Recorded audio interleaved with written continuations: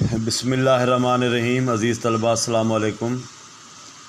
کل کی وقفے کے بعد آج ہم انشاءاللہ ابھی پڑھنے لگے ہیں چیپٹر مولانا ظفر علی خان۔ یہ ہمارے سلیبس کا 9واں چیپٹر ہے اور یہ ایک چراغ حسن حسرت نے اس کو لکھا ہے۔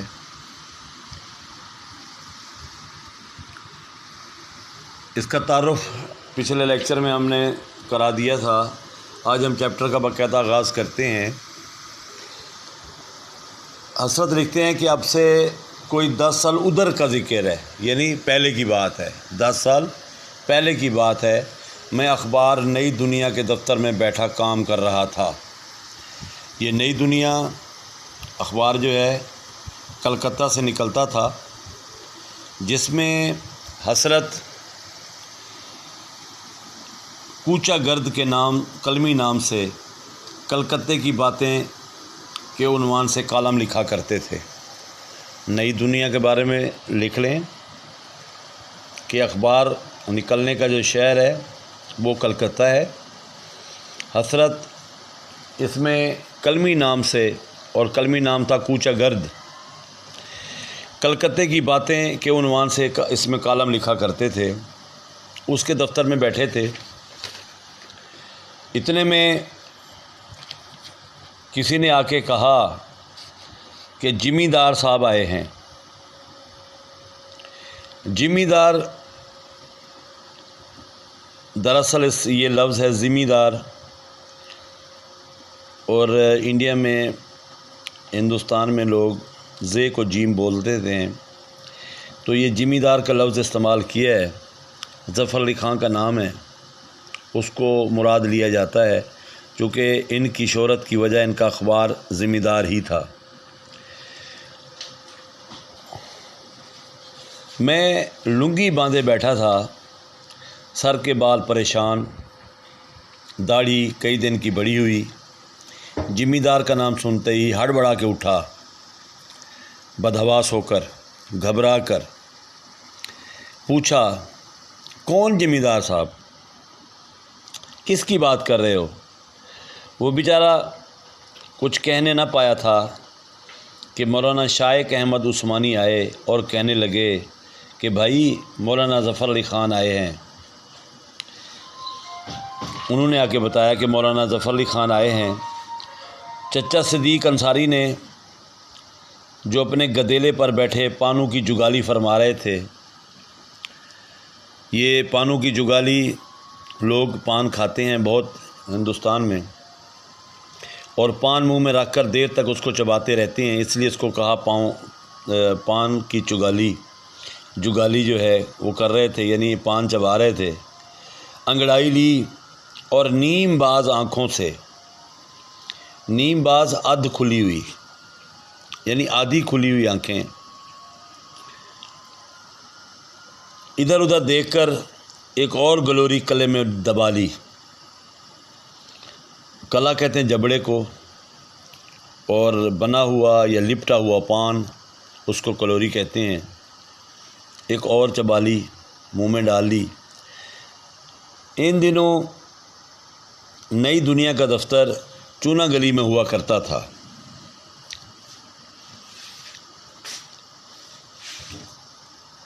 اور سڑک کے کنارے ایک چھوٹا سا مکان تھا۔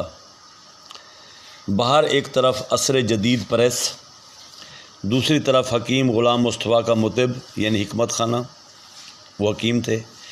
دروازے سے اندر گھسو تو دہنی طرف نئی دنیا آباد تھی، اور بائیں طرف مولانا شائق احمد عثمانی نے پرانی دنیا بسا رکھی تھی۔ اصل میں تھوڑا سا اس کے اندر مزاح کا پہلو ہے۔ پہلے تو وہ سارے علاقے کی سچویشن بتا رہے ہیں، جیسے ایڈریس بتایا جاتا ہے۔ تو نئی دنیا آباد تھی، مطلب نئی دنیا کا دفتر تھا، اور پرانی دنیا آباد تھی، یعنی یہ بزرگ مولانا شائق عثمانی نے وہاں رہائش رکھی تھی۔ اپنے اہل و عیال اور عربی کی بھاری بھرکم کتابوں سمیت رہتے تھے، یعنی اپنا کنبہ، خاندان، بال بچے ان کے ساتھ رہتے تھے، اور ساتھ ہی چونکہ عربی ان کا فیوریٹ سبجیکٹ تھا تو اس کی بھاری بھاری کتابیں بھی ان کے پاس تھیں۔ میں اس نئی دنیا کا کولمبس تھا۔ کولمبس ایک بہت فیمس نام ہے، اسپین کا ایک مشہور جہاز ران ہے کولمبس۔ پورا نام تھا اس کا کرسٹوفر کولمبس۔ یہ ہندوستان پہنچنے کے لیے روانہ ہوا، مگر امریکہ کے ساحل تک جا پہنچا۔ اس طرح امریکہ کی دریافت کا سہرا اس کے سر بندھ گیا۔ حسرت ابتدا میں کولمبس کے کلمی نام سے بھی لکھتے رہے، اس لیے یہاں اس نے کہا کہ میں اس نئی دنیا کا کولمبس تھا۔ اور مقالہ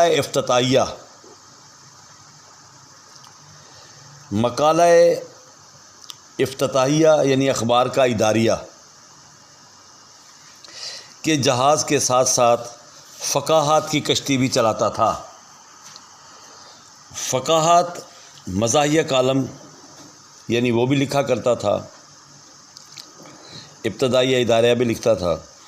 افسوس کہ یہ محفل سال بھر کے اندر برہم ہو گئی، یعنی لوگ اور چلے گئے، شفٹ ہو گئے، یہ مجلس کا خاتمہ ہو گیا۔ نہ نئی دنیا رہی، نہ پرانی رہے نام اللہ کا، یعنی حضرت شاہ عثمانی بھی کہیں چلے گئے، نئی دنیا والوں نے بھی دفتر کہیں اور شفٹ کر لیا، اس طرح وہاں وہ جو رونقیں تھی ختم ہو گئی۔ تھوڑی دیر میں اگلا پیرا دیکھیں۔ تھوڑی دیر میں مولانا ظفر علی خان کھٹ کھٹ کرتے تشریف لائے۔ میں نے انہیں اس سے پہلے نہیں دیکھا تھا، تصویریں دیکھی تھیں، لیکن تصویروں سے کسی شخص کی صورت شکل کی متعلق صحیح اندازہ نہیں کیا جا سکتا۔ بہرحال اتنا تو یقین تھا کہ ان کی توند ضرور بڑی ہوگی۔ توند کا جو یہ بڑا پیٹ، بڑھا ہوا پیٹ، کیونکہ مولانا، یہ قدرتی بات ہے کہ اکثر مولانا جو صحت مند ایک کنسیپٹ تھا کہ جو مولانا ظفر علی خان ہے، اتنا بڑا نام ہے، کم از کم بڑا پیٹ تو ہوگا۔ ایک عدد گران ڈیل توند کے مالک، یعنی بہت بڑا پیٹ ہوگا۔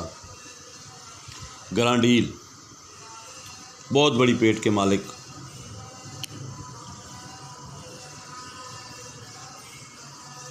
آخر جب معمولی کارکن کا قبہ شکم گنبد فلک سے ہمسری کرتا ہے، جب ایک معمولی مولویوں کا پیٹ آسمانوں سے باتیں کر رہا ہوتا ہے، تو ظفر علی خان جنہیں آل انڈیا لیڈر کی حیثیت حاصل ہے، ان کا تو ایک بہت بڑا بھاری قسم کا پیٹ ہوگا۔ لیکن انہیں دیکھ کر سخت مایوسی ہوئی کہ توند نا امامہ، آخر یہ کیسے مولانا اور کیسے لیڈر ہیں؟ امامہ پگڑی دستار کو کہتے ہیں، نہ تو بڑا ہوا پیٹ تھا، نہ سر پہ پگڑی دستار تھی، یہ کیسے مولانا ہے؟ یہ راز لاہور میں آ کے کھلا کہ مولانا تند سے کیوں محروم رہے، کہ وہ دوسرے مولویوں کی نسبت، دوسرے لیڈروں کی نسبت پیٹ سے کیوں محروم ہے، یہ لاہور آ کے میں نے دیکھا۔ غرض مولانا تشریف لائے اور آتے ہی سائمن کمیشن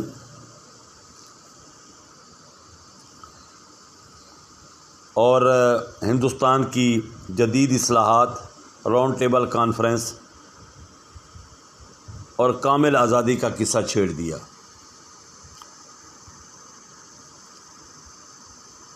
سائمن کمیشن، برطانوی حکومت نے ہند میں دستوری اصلاحات کے لیے 8 نومبر 1927 کو پارلیمنٹ کے رکن سر سائمن کی سربراہی میں ایک کمیشن مقرر کیا تھا، جس کے ذمہ شہادتیں قلم بند کرنا تھا، تجاویز وصول کرنا تھی اور جائزے کے بعد سفارشات مرتب کرنا تھا۔ اس کمیشن نے ہند میں جداگانہ انتخابات کی سفارش کی تھی۔ کانگریس اور مسلم لیگ نے اس کا بائیکاٹ کیا، البتہ مسلم لیگ کے ایک دھڑے نے اس سے تعاون کیا۔ یہ ہے سائمن کمیشن کا چھوٹا سا تعارف۔ پھر راؤنڈ ٹیبل کانفرنس۔ برطانوی حکومت نے سب سے پہلے 1930 میں لندن میں ایک کانفرنس طلب کی، جس میں مختلف پارٹیوں کے اکابر یعنی بہت بڑے جو لوگ تھے ان کے لیڈران، ان کو مدعو کیا گیا۔ مذاکرات کے ذریعے آئینی اصلاحات اور دیگر معاملات طے کیے جائیں تاکہ 1930 سے پھر 1932 تک 3 بار یہ گول میز کانفرنسیں منعقد رہیں۔ یہ آپ ذہن نشین کر لیں۔ اس میں علامہ اقبال نے بھی شرکت کی تھی۔ Round table conference. مولانا شائق احمد عثمانی ان دنوں کانگریس سے باغی ہو چکے تھے۔ صاف ظاہر ہے کہ پہلے ان کا تعلق کانگریس سے تھا، لیکن اب کانگریس سے دور ہو چکے تھے اور سائمن کمیشن سے تعاون کے حامی تھے۔ ان سے اس مسئلے پر بحثیں رہتی تھیں۔ اب مولانا نے یہ حکایت شروع کی تو پھر یہی بحث چھڑ گئی، لیکن دراصل مجھے اس بحث سے چنداں دلچسپی نہ تھی، یعنی بالکل میرا انٹرسٹ نہیں تھا کہ یہ ٹاپک جو ہے مولانا اتنی مشکل سے اور ملے ہیں، ان سے کچھ اور باتیں ہوں۔ مجھے اتنی زیادہ دلچسپی اس بحث سے نہیں تھی۔ میرے نزدیک، بلکہ مولانا کے نزدیک، آئینی کمیشن کا ہندوستان آنا بہت اہم واقعہ تھا، یعنی اس سائمن کمیشن کا، اور ہمارے نزدیک مولانا ظفر علی خان کا کلکتے تشریف لانا زیادہ اہمیت رکھتا تھا۔ میں چاہتا تھا کہ مولانا شعر و شاعری کی طرف آئیں اور مولانا ہم سب کو سیاست کی طرف کھینچے چلے جاتے تھے۔ معاملہ الٹ تھا، یعنی میرا موڈ یہ تھا کہ شعر و شاعری ہو۔ مولانا چونکہ ایک نامور شاعر بھی تھے، ان سے شاعری سنی جائے، لیکن ان کا موڈ بن گیا بحث کا اور وہ سیاست کی طرف جا رہے تھے۔ میں نے غالب کا نام لیا، مولانا نے برکن ہیڈ کا ذکر شروع کر دیا۔ یہ ظاہر ہے غالب کا نام لینے کا مقصد حسرت کا یہ تھا کہ کسی طریقے سے وہ شاعری کی طرف آئیں، لیکن انہوں نے برکن ہیڈ کی بات کی۔ اصل نام اس کا فریڈرک برکن ہیڈ تھا۔ آکسفورڈ کا گریجویٹ تھا، برطانوی مدبر اور سیاستدان، وکیل، مقرر۔ بالڈون کی وزارت میں سیکرٹری اسٹیٹ برائے ہندوستان۔ اس نے قبل ازیں بطور لارڈ چانسلر بہت سی قانونی اصلاحات کی تھیں، اس لیے ان کی بات کرنا شروع ہو گئے برکن ہیڈ کی، اور بس اب یہ کیفیت تھی کہ میں انہیں میر کی طرف لاتا، وہ مجھے بالڈون کی طرف لے جاتے۔ یہ اسٹینلے بالڈون جو ہے یہ برطانیہ کا یہ بھی سیاستدان ہے۔ 1923 سے 37 تک برطانیہ کی کنزرویٹو پارٹی کا صدر رہا، 3 بار ملک کا وزیر اعظم رہا۔ اس کی وزارت کے تیسرے دور میں ایڈورڈ ہسٹم برطانوی تخت سے دستبردار ہوا۔ یہ اس کا تھوڑا سا تعارف ہے بالڈون کا۔ میں کہتا ہوں غالب، وہ فرماتے ہیں سائمن۔ یہی جھگڑا رہا، آخر کار مولانا کو فتح ہوئی، یعنی ہم نے مجبوراً شعر و ادب کا پنڈ چھوڑا اور خاموشی سے ان کی باتیں سننے لگے، یعنی شکست کھا گیا حسرت کہ میں چھوڑو جی۔ اب ظاہر ہے کوشش تو اس نے بہت کی کہ کسی طرح وہ شعر و شاعری کی طرف آئیں۔ آخر میں نے ہی بات ترک کر دی شعر و ادب کی، اور اب ان کی باتیں سننا شروع ہو گئے۔ کہ وہ کیا چاہتے تھے، کیا کہنا چاہتے تھے. جو وہ کہہ رہے تھے بس ہم وہی سن رہے تھے. تو اگلے پیرے میں وہ کہتے ہیں کہ میں لاہور آیا تو کچھ دنوں ذمہ دار کے دفتر میں بھی قیام رہا. ایک رات کا ذکر ہے کہ کسی نے پچھلے پہر میرا شانہ ہلایا. رات کا پچھلا پہر تھا، مطلب صبح نہیں ہوئی، اور اس نے میرا کندھا ہلایا. تو میں آنکھیں ملتا ہوا اٹھ بیٹھا، لیکن ابھی صبح کاذب تھی، یعنی صبح نہیں ہوئی. ابھی یہ تہجد کا وقت ہوگا. جب اس کو اٹھایا، اس نے اس کا کندھا ہلایا، اور ہر طرف تاریکی تھی. صرف اتنا معلوم ہوا کہ کوئی شخص میرے سرہانے کھڑا ہے. میں گھبرایا کہ الہی یہ کیا ماجرا ہے. اتنے میں مولانا کی آواز آئی کہ اٹھو، میرے ساتھ سیر کو چلو. میں سمجھ گیا کہ مولانا سیر کو جا رہے ہیں اور مجھے شرف رفاقت بخشنا چاہتے ہیں کہ میں ان کے ساتھ جانے کی سعادت حاصل کروں. شرف رفاقت، ساتھ جانے کی سعادت حاصل کروں. لیکن خدا بھلا کرے قاضی احسان اللہ کا، جس نے مجھے پہلے خبردار کیا تھا کہ اگر مولانا تمہیں اپنے ساتھ سیر کو لے جانا چاہیں تو ہرگز نہ جائیو. میں نے پوچھا یہ کیوں؟ کہنے لگے وہ تو پچھلے پیر اٹھ کر نہر کے کنارے میلوں دوڑتے ہیں، پھر ڈنٹل پیلتے ہیں. تم ساتھ گئے تو تمہیں بھی دوڑائیں گے. جب تم نڈھال ہو جاؤ گے تو اپنے ساتھ نماز پڑھائیں گے. یہ اس نے پہلے اس کو خبردار کر دیا تھا کہ جناب لاہور جا تو رہے ہو، لیکن ذرا خیال سے. جب ان کے ساتھ جاؤ گے وہ تمہیں مختلف قسم کی ورزشیں کروائیں گے، دوڑائیں گے، ہاتھ پاؤں کی، پنجوں کی بل ورزش، یہاں تک کہ نڈھال ہو جاؤ گے، تھک جاؤ گے، پھر تمہیں نماز پڑھائیں گے. یہ بات پہلے سے معلوم تھی. پھر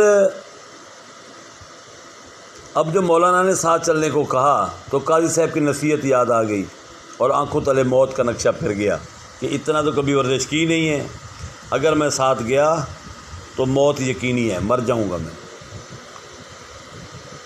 میں نے نہایت مزمحل آواز میں کہا، ایسا سے بیماری کی حالت میں جیسے کوئی بولتا ہے، ایسے بولا کمزور آواز میں، مولانا میں تو سخت بیمار ہوں.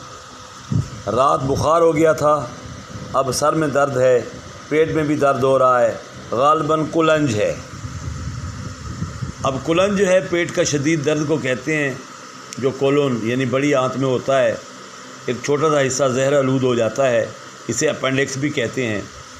اگر بر وقت علاج نہ ہو تو یہ جان لیوا بھی ہو سکتا ہے. یہ تک جھوٹ بول دیا اس نے.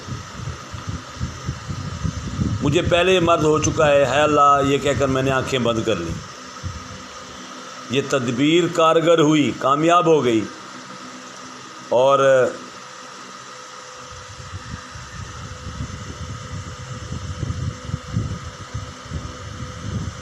مولانا نے مجھ سے ہمدردی ظاہر کی، علاج کے متعلق چند مشورے دیے اور تشریف لے گئے. میں نے خدا کا شکر ادا کیا اور دل میں تہیہ کیا، ارادہ کر لیا پختہ کہ اب دفتر میں نہیں رہوں گا. اب آج تو یہ بہانہ چل گیا، کل کیا ہوگا. اب یہ بات بھی سمجھ میں آ گئی کہ مولانا تند سے کیوں محروم ہیں. جو شخص اتنا ورزش کرتا ہے تو ظاہر ہے کہ وہ صحت مند اور توانا ہوگا، اور اس کا تجربہ اس نے خود دیکھا. حسرت نے خود چیک کیا کہ جو اتنا ورزشیں کرتے ہیں، اتنا دوڑتے ہیں، تو ظاہر ہے یہی وجہ ہے کہ وہ سماٹ تھے. دوسرے مولانا کی طرح ان کے بڑے ہوئے پیٹ نہیں تھا جیسے دوسروں کے ہوتے ہیں. تو یہ وجہ سمجھ آ گئی اس کو. جو اس کا پہلے خیال تھا کہ مولانا آئیں گے تو اتنا بڑا موٹا گرانڈیل قسم کا پیٹ ہوگا، وہ نہیں تھا۔ وجہ بھی پتہ چل گئی کہ اتنا جلدی تہجد کے وقت سے پہلے اتنا ورزش، تو ظاہر ہے یہ چیزیں جسم اور اپنے آپ کو توانا رکھنے کے لیے ضروری ہیں۔ تو آج آپ یہی تک نشان لگا لیں، کل انشاءاللہ اس چیپٹر کو آگے پڑھیں گے۔ فی الحال اجازت چاہتا ہوں۔ السلام علیکم۔